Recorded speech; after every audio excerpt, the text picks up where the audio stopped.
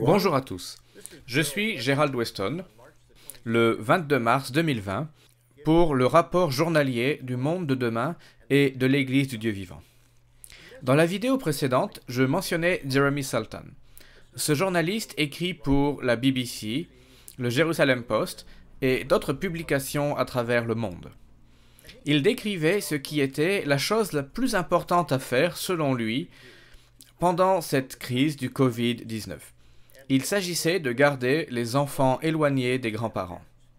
Personne ne peut nier que c'est une chose importante à faire. Mais nous pouvons nous demander si c'est la chose la plus importante.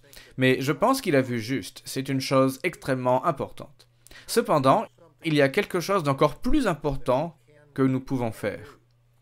C'est de se repentir de nos péchés. Lorsque nous regardons le monde autour de nous, nous voyons des inondations, des incendies et des sécheresses, nous voyons ce fléau du Covid-19, nous voyons des révoltes sur la scène géopolitique.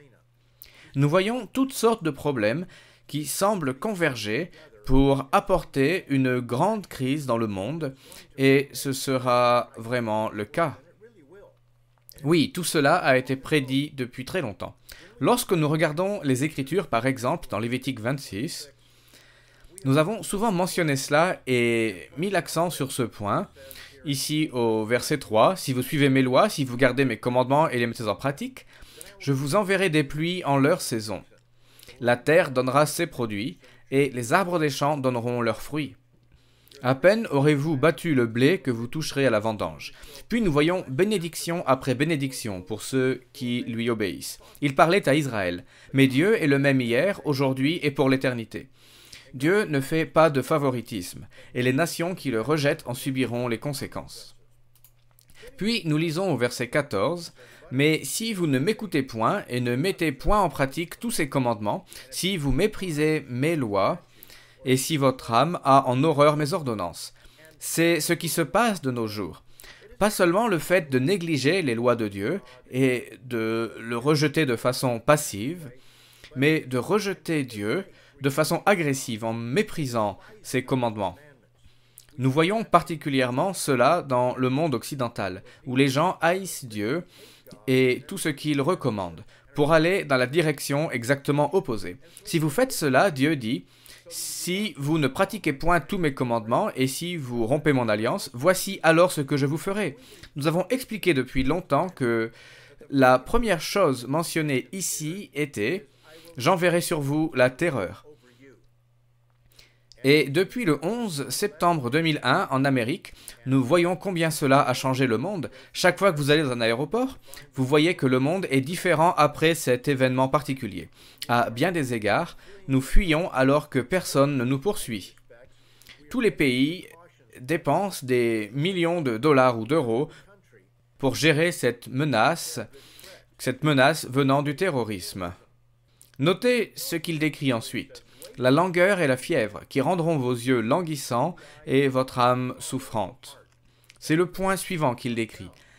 Depuis l'épidémie de sida, nous voyons que le VIH et le sida sont une maladie languissante qui a ravagé certaines parties du monde.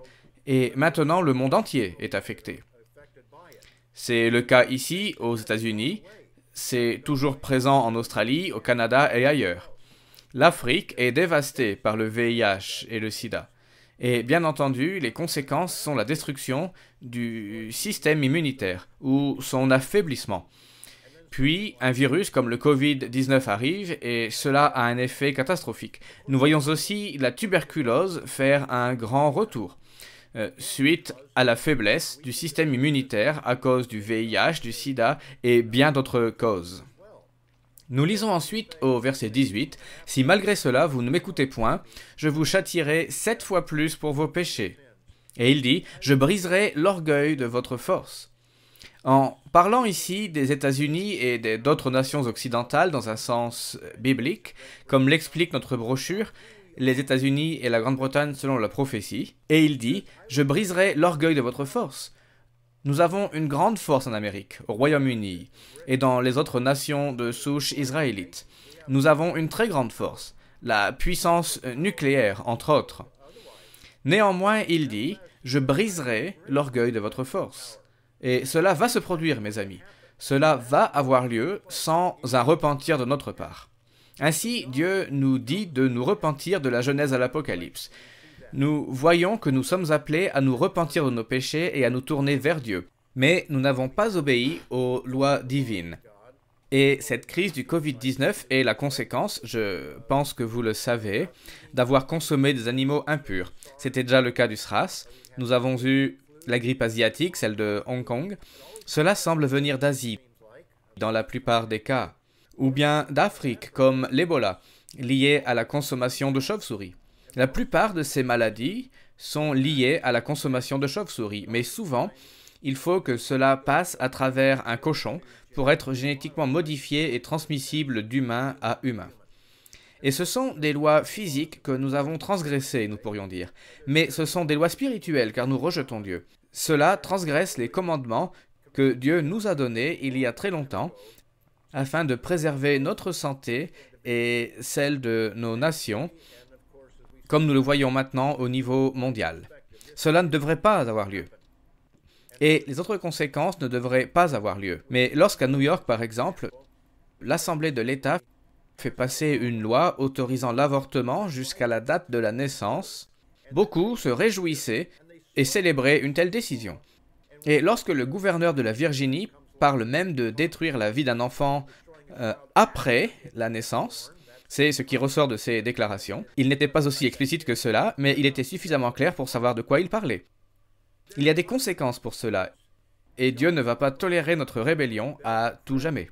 C'est le message que le monde de demain et l'Église du Dieu vivant vont continuer à proclamer avec plus de force pendant cette crise. C'était notre rapport quotidien pour le 22 mars 2020. Nous aurons un autre communiqué demain. Prenez soin de vous et restez proches de Dieu. Si vous devez vous repentir, comme nous devons tous le faire, faites-le devant notre Créateur et approchez-vous de lui. Car il pourrait arrêter cela à n'importe quel moment, si nous nous tournions vraiment vers lui.